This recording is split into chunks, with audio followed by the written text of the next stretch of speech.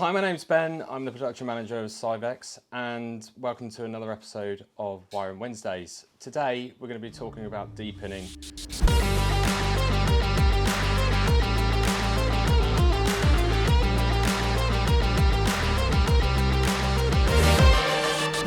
We have various different types of connectors that we're going to go over in a moment, but the main thing to take away from this is a few things actually. How cheaply you can do it, how difficult it can be, and how easy it can be, and how that works into building looms or refurbishing looms, which we're going to go on in a later video, and how you can overcome difficult situations with using not necessarily tools that you would buy, more a tool that you can actually make quite easily. So we're going to go into that now. Okay, so what you're looking at here is commonplace with Syvecs. There's some legacy connectors here that we don't necessarily use, but are still out in the wild. And I have put these in order of difficulty and price, really. With the easier end being here, many of you may be familiar with the AMP SuperSeal range as they're known. We use these on many of our products.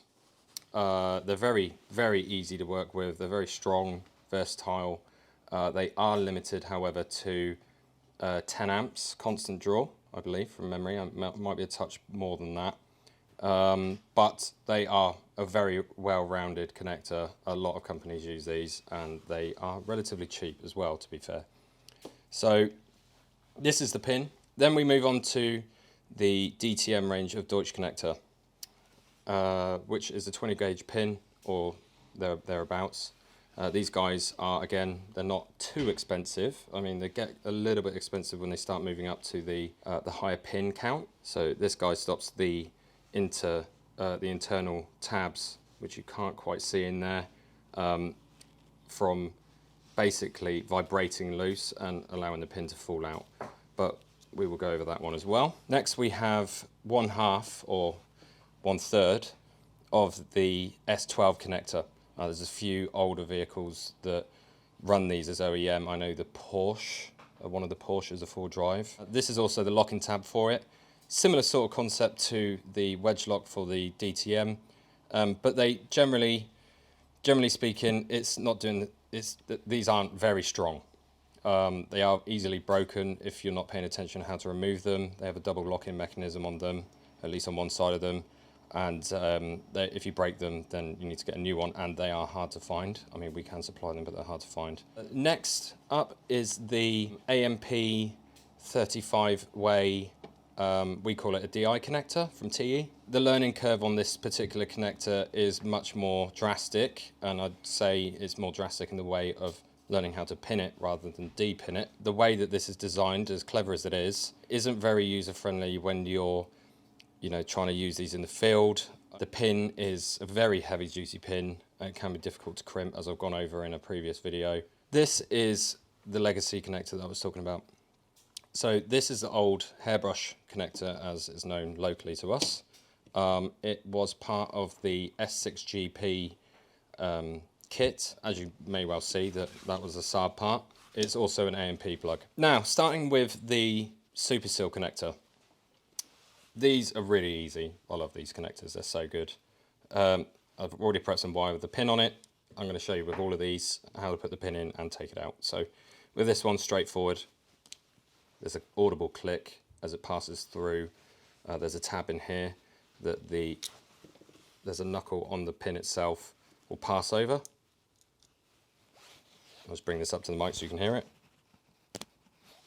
Then to remove it, as you just saw, very easy. However, it does have a lock-in tab in it, and cleverly enough, you cannot actually put this connector into the header on the ECU without this tab being locked down. And that now, for the month of Sundays, you're not going to get that out of there unless you physically tear the wire out of the pin. So to remove the tab, if you have long enough nails, which I don't, you can just pop your nail in there and it will come straight out. Or if you have a pin laying around, which I found, it happens to be the exact diameter of the hole, and that's it, straight out. So that's a nice easy one. The reason why we use this particular connector on, well, pretty much all of our kits these days, besides one or two, guys that work on these every day will tell you how good they are and how much they love them. So yeah, that's pretty much that one. Next up is the DTM range of the Deutsch connector. In order of difficulty, to be perfectly honest with you, these are very, very easy. I'm going to pin this in and I'm going to remove it. It's going to be a bit difficult for me to show you exactly how it's removed. I'm going to push the pin in there. It's going to push through the seal, which I'm going to show you that is removable. So you can see here. And I'm not sure if the camera is going to be able to pick that up. You can see that there are two tabs on the bottom side of the connector where the pin passes through, and they lock it in, very similar to the AMP SuperSeal pin. So I'm going to pop that in there now. Hold that back in there like that. And it doesn't matter which way around it goes, it's universally the same. And then just like so. And again, you hear an audible click.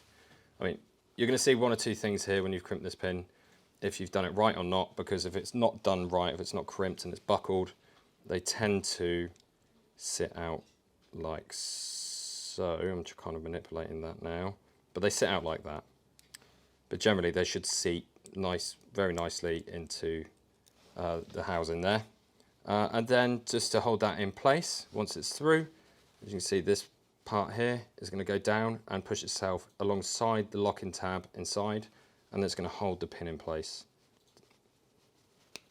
like so. So to disassemble these is relatively straightforward. We just need a small enough pair of nose pliers. We're just going to pull this out. We're going to grab on that there, which is a locator, and I don't want to damage it too much. And that's it, that's out. So the next thing is, this is a very simple tool. Yeah, you can buy top of the range tools from Snap-on.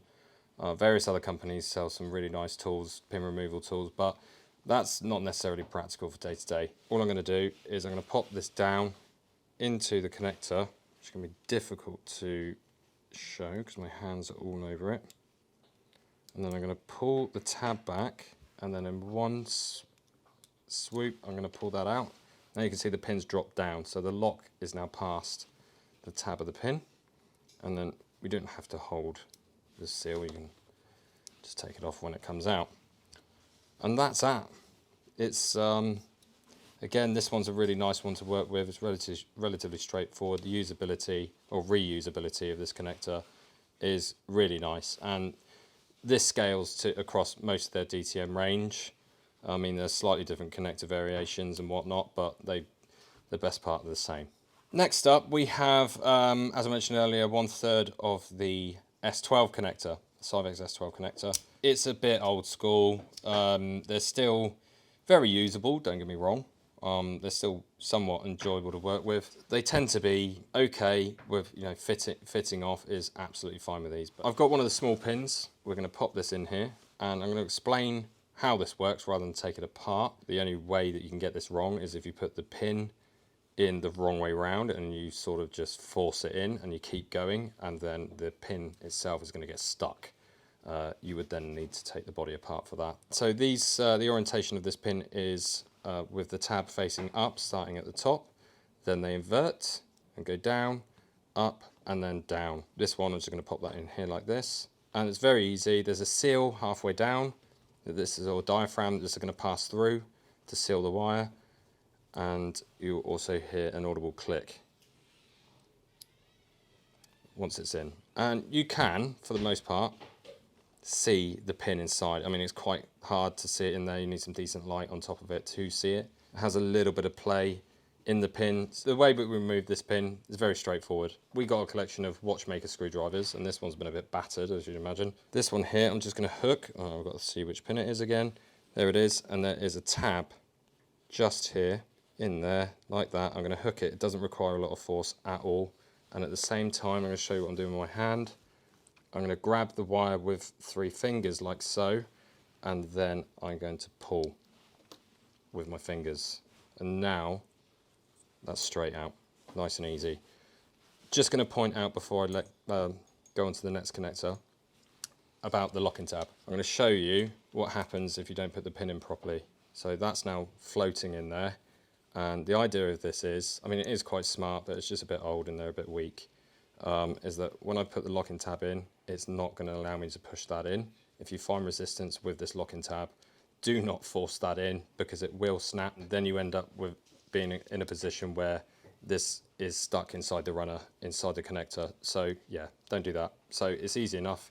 There is a perk of using this locking tab, and that is, if a bit of intuition, you put your thumb on it and you don't let your thumb move and you pull it out, and this is fully populated and you're not sure which one hasn't gone in properly, and you go down roughly about there, and what you're looking for is where that little square corner is, and it tells you what pin is not gone in properly. So now we can pop that back in, and that's it, done. Next up we have the 35-way Di connector, or IO expander connector, piezo driver connector. So this one is associated with the Di12 GDI12 driver. It's on a lot of kits. It's on any car that's effectively Di besides the N54 BMW. It will catch you out, and if you don't pay attention, it can be a bit of a ball ache when you're working with a finish loom that has been measured up and this tab has not been locked down properly, and I'll show you why. I'm going to show you how this works. It's pretty straightforward. The pin goes in the back like many other connectors. There are two sealing parts to this. You have the main wire seal, which is, I'm going to point it with this, which is just inside here, which is good for around 20 gauge. We use generally 18 gauge on this. And once it goes down, inside past that seal, there is a diaphragm with a much thinner wall, but there isn't a hole there. So what the idea is that once this pin passes through, it pops through the seal, and you can kind of hear it. And I'm just going to put it near the mic. That audible pop is when the pin is passing through, and it's very thin, but the idea is that the pin will pass through it and it creates a very tight seal around the wire once it goes down. Now, once you get into the actual housing of the connector, you can see the pin passing through both of these locking tabs. There's two factors involved here of how well this goes. Your pin crimp, how well you've done it. If it's bad, what you end up with is something like that looks like this. The pin will come through sideways, and that's not good. Or the pin goes too far.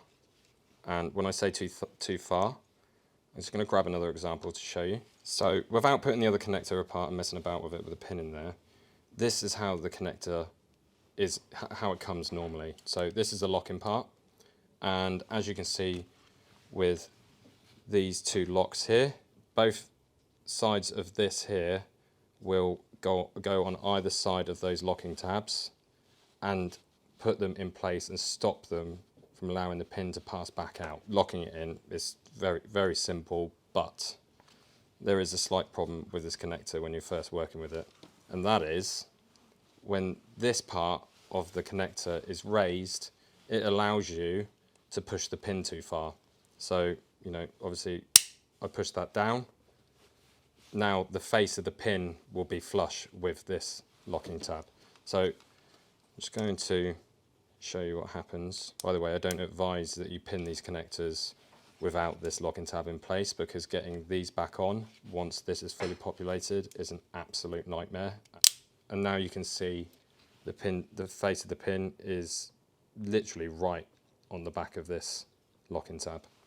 Now if we pop this back open, which I'm just going to show you now, so there's two tabs on either side with two stays or vibration. I mean, that's probably due to vibration that they're keeping these here. That just keeps this locking tab on. I'm just trying to grip this at the same time. I normally do this against my chest, so it's a bit difficult.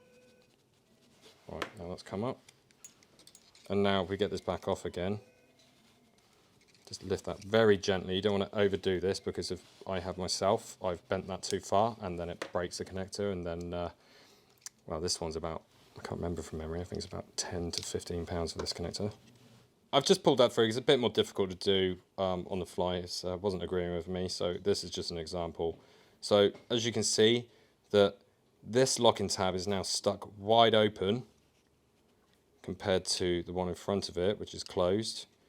And now what that's going to do is you're going to end up with a situation like this. And this is where it can be a bit confusing because you're like, oh, I've put it in. It's not all the way down, but it looks like it's in properly because it only takes like a millimetre or two to get this wrong. And inside there, you can see the pin is now, in comparison to before, much closer to the face of this. Now, if I try to push this down, see it's rocking. And that is normally how I work out which pin has gone too far. So I'll rock this and work out roughly where the pivot point is, which happens to be slap bang in the middle. So what we do here, all we do is just pull that back and you'll feel it click. But it hasn't pulled all the way out, which is a bit confusing. So now it will just lock back down again. So as I said, this is a bit of a learning curve with this connector. They make various different sizes and whatnot, but I mean, they're good, they're solid. They can take high current, high voltage, or relatively high voltage in the grand scheme of things. They're weatherproof, they seal very, very well, and most of all, they're very durable as well. But yeah, the sealing part for me is brilliant. It's got two seals in there with a breaking diaphragm. I don't know if you can see down in there where I've broken two of them. Not a problem, but yeah, once it breaks the seal, it's important to use a blanking plug. And that just pops down inside. And we put that on all the blanking holes anyway, just to be absolutely sure that no debris can get in between the two seals and start messing around with the pins. But that's that connector really, that's done. Okay, so on to the FEP, or as we call it, T14, and the Saab hairbrush header, Syvecs S6 GP. This one, we call this a T14 pin or a S6 GP pin. The quality of these pins is amazing. They've got anti-vibration properties. Not sure if you're going to be able to see that there, but at the base of this pin, both of the parts of the pin that contact with the pin inside the header, as well as two small springs that sit on either side of that to prevent it from vibrating loose. And I'm going to work with this one because it's smaller. These guys go in sideways. Generally, we will seal this pin. He just sits on the wire, and on the second crimp of the pin, it will just take the seal and not move. However, this part here will contact with that, so I don't need that right now. It's just going to make my life a bit more difficult. So with this particular pin, it can go either way, and it goes from side to side with the tabs up and down. So we're going to pop that in there, and you'll hear a nice little click. I'm going to bring that to the mic so you can hear it. Now that's in. Well, this is a troublesome part, because when this one goes in, and considering what this housing is made out of, it can be very difficult to remove this pin without damaging the connector. This particular connector has a locking tab, which is just there, that purple thing. And if you pop that in, that's now locked the pin in place. So it's not going to fall out. Even if the locking tabs were damaged, it's not going to come out. So I'm just going to pop that out so you can see it. There you go. So that just slides down and then just locks over the tab, locks over the pin to stop it from moving. So I'm going to get that out of the way. So what do I use to get that out? Okay, to remove this guy, we're just going to use this pin removal tool, and we're going to pop that down in there, and it should go in relatively easy if you've got the right one. So it's going to squeeze in. It will feel a bit tight. Whatever you do, do not wiggle this from side to side. Well, at least too much. I'm just doing that for example. I can feel the pin inside, because you'll snap this off in there, and then you're in real trouble. So we're just going to pop that down. A little bit of a wiggle down. And then, any luck? No, a bit more.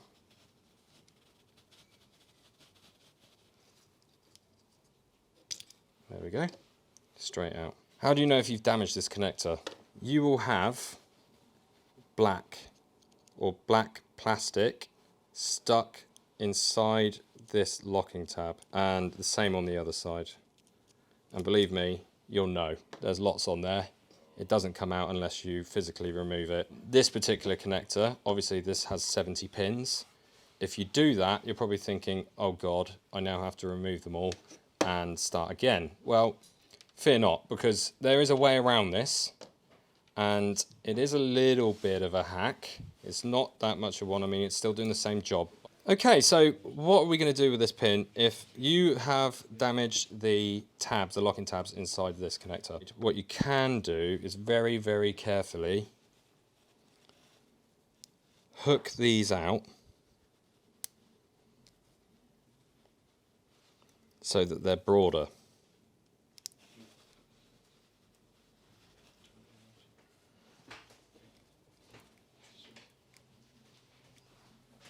And that looks about right. Now, you can see that the little winglets, or the tabs, one's a bit wider, I think that one's a bit wider out than the other one, have come out a bit more. So what you have to think about is that if you pulled this too hard and these tabs weren't in far enough, you effectively shave the edges off and inside the connector. So you need to broaden these, and if you put this in and it doesn't stay inside the connector, you've done a bit of damage, to be fair, because I've done that. And you have to go one step further, which is broaden them even more. And when I say more, is you have to use a pair of cutters, and I don't mean cut them. What I mean is that I will get the blade underneath the edge, I will squeeze slightly and turn my hand, and what you end up with is more of a hook effect, if you see the comparison between the two. Now this is like an end game. If this doesn't work, this is a new connector time, and trust me, that's not a good time. That's pretty much it for this connector, or these connectors. Still functional, it still works, not going to come out. It's still going to be, you're still going to be able to remove the pin in the same way. Again, it's just more of a, what do I do in that situation that becomes expensive? So that's what I would do to save possibly hundreds of pounds for one pin. One other option is there any other available I/O on the ECU, for example, that I can now relocate in the software and move the pin to another part, if that's if that's a thing. If you do it with these guys, I mean, there's 14 pins. It's not the end of the world. That's it for those. Right, what do we have here? We have, it's a Bosch connector. This one has been the center of discussion on many social media posts. Right, in this particular connector, we have two pins, both of the timer family. This particular pin is the micro timer 1. There are two of those. This guy is the junior power timer pin, which is a much chunkier pin. It can take some serious current for what it is, to be perfectly honest with you.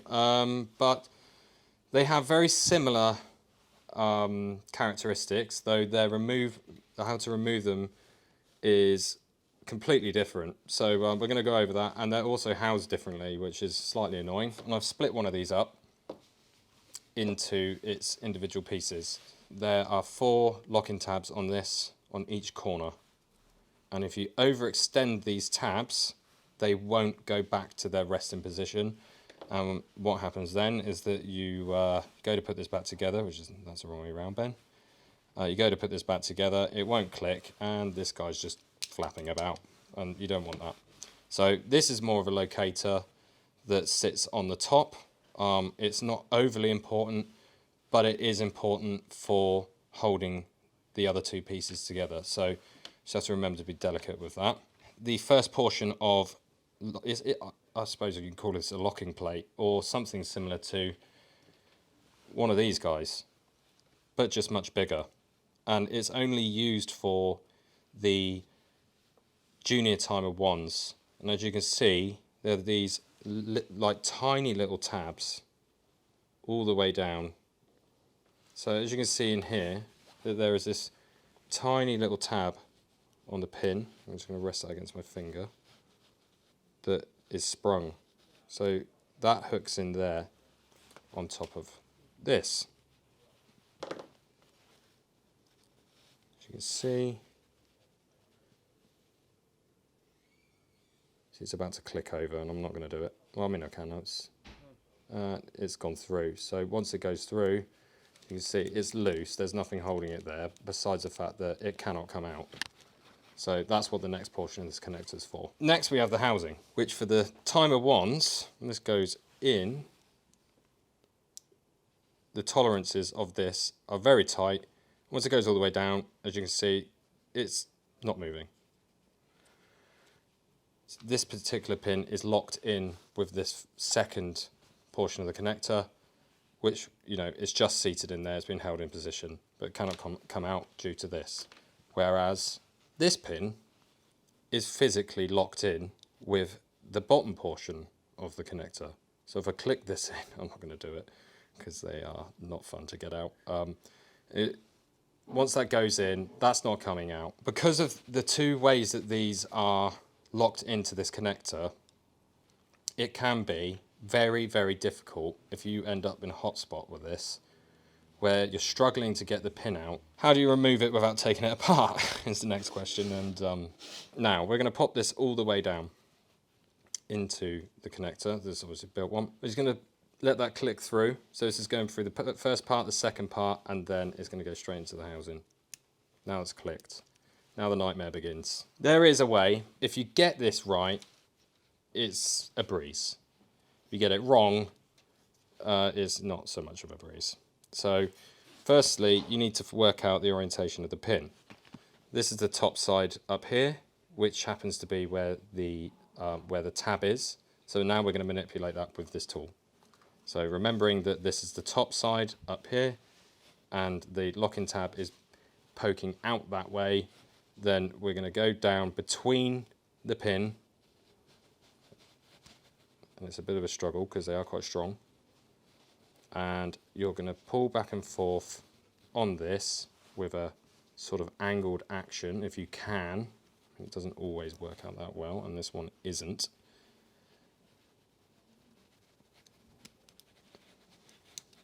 There we go, now it's in. Now I'm just rocking it back and forth like that to manipulate the locking tab. And hopefully, with any luck, well, that's the first part. You would think that this would just come out. Not necessarily. There is a bit of swaying action with the locking tab in the middle. And as I'm not sure if you can see that, but it moves side to side.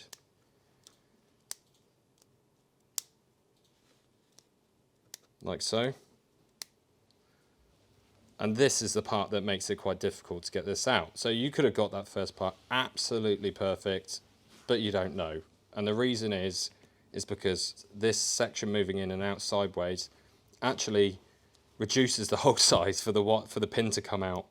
So then you have to, what we do here is, I teach the boys here, is you have to rock with your thumb and your finger the center section, and if it goes down and comes out like that, then perfect. So you kind of just have to sit there doing that to see if it comes free. That I was very lucky with. And then here you can see that so you can see it, that the tab is now fully flat against the body. Now would I use this pin again? If it's been damaged, and if I can manipulate this, and what I would do is pull this out. If this comes out too easily, and I mean very easily, like it's going to snap, and you can feel if it's strong or not, because it's pretty strong, and it stays there, and it's got a clear spring to it, then I would use it again. If it doesn't, and it's just flopping about, because, you know, like I've done, and you know, people here have done, so if you're getting that in and out because you're confused of whether the tab is being held or the pin is being held because of the tab or, you know, part of the connector, you end up damaging it and it's trash. Like, you just need to cut it off, and if hopefully you've got enough length, and start again. So yeah, that's the nightmares of the S8 connector. Okay, that was a guide on the connector range, or most of the connectors and major connectors here at Syvecs, and how to work with their pin types, removing and assembling and whatnot. I hope you enjoyed that. That's many years of me messing about, making mistakes, and I know, no doubt, you guys will do too. If you have any questions about, you know, any other connectors that we have, or how to remove specific pins, then let us know. Like, stick a comment in the comments below, and please be sure to like and subscribe and hit the little bell, and look forward to the next one. Thanks very much for watching.